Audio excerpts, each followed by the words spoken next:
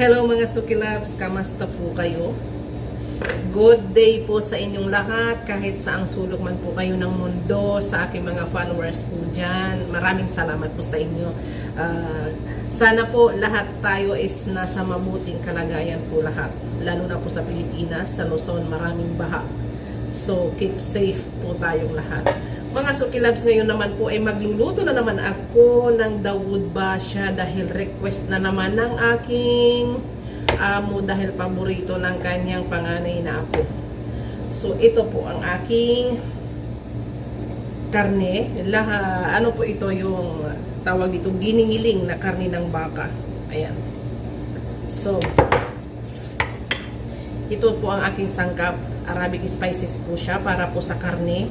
Asin, ito na po yung aking ginawang dried lemon powder. Tsaka paminta, and then asin. Ilalagay ko lang po siya dyan. At kung mapapansin nyo po, marami po akong patatas. Kasi sa recipe po na ito, gusto po nila maraming patatas. So, ito po ang aking sibuyas. Giniling ko na siya. Kasama ang luya, tawag dito luya, kaunting luya at saka bawang. Ito naman po, naglalagay lang po ako dito ng konti. Yan. Yung kaunting marami. Ganun po siya. And then, imimix ko lang. Kasi ito po gagawin ko siyang bola-bola. Yan. Gagawin ko siyang bilog-bilog. Yan. Dapat ma-mix po siya ng maayos. Meron na po ako nitong video po dati. Kaya lang papakita ko lang ang aking ginagawa ngayong araw. Para naman po kahit paano may upload po akong video. Ang lamig ng karne. Galing po kasi sa freezer. Ang ginagawa ko dito is mini-mix ko po talaga siya ng maayos. Yan. Para yung lasa nasa loob talaga siya ng karne kasi gagawin ko siyang bilog-bilog. Parang bola ba? At least, yung lasa ng karne, yung lasa ng mga ingredients na nilalagay ko is nasa loob talaga ng karne. Yan. Ganito. Hindi talaga ako komportable pag mayroong gloves. O, diba? Ang lamig kasi yung karne ko is galing sa freezer.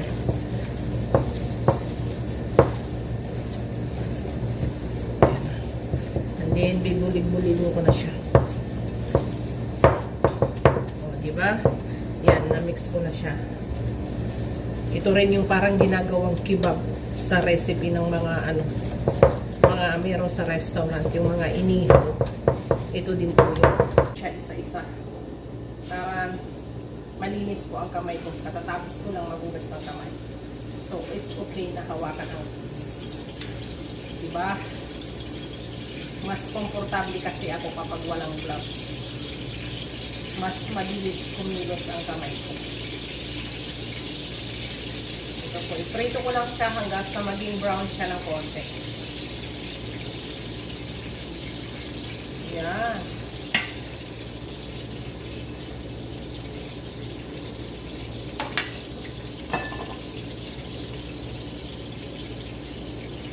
Madali lang siyang lutuin.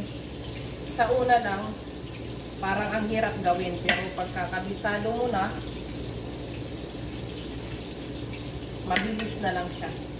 O, diba?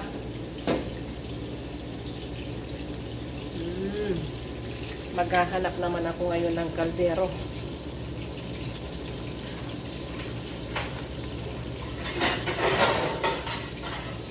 Nakikita niyo ang kusina ko, guys. Umagang-umaga kasi maraming binibili lagi yung amo ko. Kaya ganyan. Yung oras nang nagluluto ako, feeling ko ang gulo ng kusina ko. Pero wala man akong magawa. Kaya sige lang. Sige lang. Kasi mamaya ilalagay ko rin siya sa ref. Para na yung aking panalit. Ang aking panalit. Parang nasa loob. Pupunta ko sa kabilang kusina. Hahanapin ko ang aking palalit. Yan, yung kusina ko, dirty kitchen yan yun.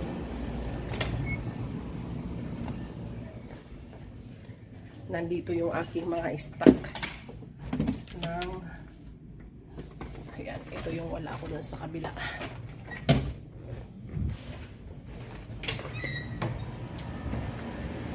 Oh, diba?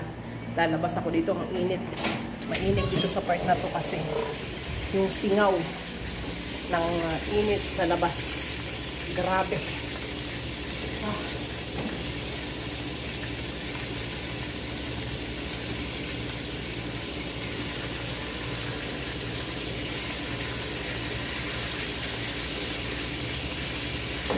Yung init dito ng panahon, grabe. Pagka kawawa yung mga nagtatrabaho sa labas. Lalo yung mga construction. Ako, ang hirap. Kasi ang init talaga sa labas, grabe. So, ayan po ang ating agluto. Kailangan maging golden brown sa lahat.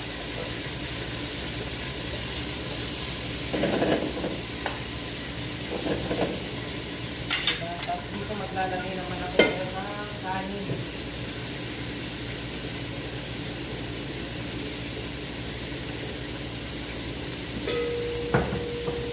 Ito po, nilalagay ko po ito sa rice. Ayan siya. Yung para siyang pansit. Kung baka sa atin, parang pansit.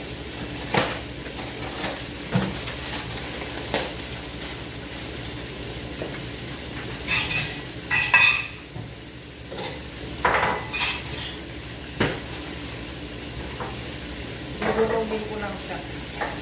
Kasi pag nilagay siya sa rice, dapat yung hindi mahahaba yung itsura niya. Ganito lang po karami. See? So, ayan po. Naiprito ko na po lahat. Kaya, igigisa ko naman po ang aking sibuyas dito sa mantika na pinagprituhan ko sa kanya. Konti na lang kasi yung aking karne is meron na siyang sibuyas. Kaya nag-a-adjust po ako dito. Ayan. Para kahit papaano, hindi naman siya puro na lang sibuyas. O, diba? Ayan. Tapos, ito po, templado na to. Ginawa ko rin po ito dati at nilagay ko siya sa freezer. Kasi maraming kamatis na binili ang aking amo. Nabubulol na ako. Kaya para hindi siya masira, ganyan po ang ginagawa ko. Nilagay ko lang siya dyan. O, diba? Frozen siya, kaya dito ko na siya tutunawin sa ating kawali.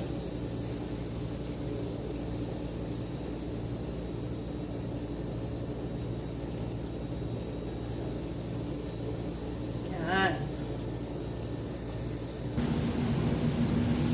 Yan, dahil nasangkotsa ko na siya, ilalagay ko na ang aking karne. Yan. Isusunod ko na po ang aking pabatas.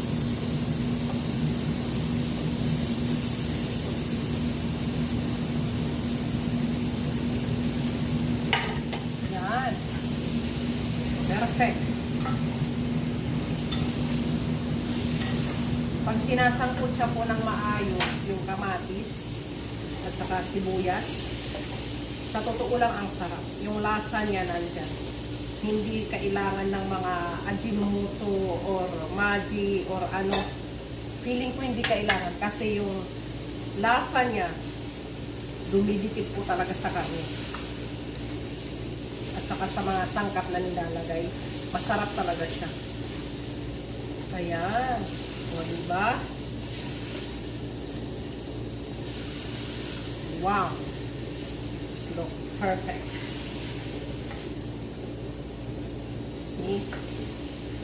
Lalagyan ko naman po siya ngayon ng sabaw. Diba?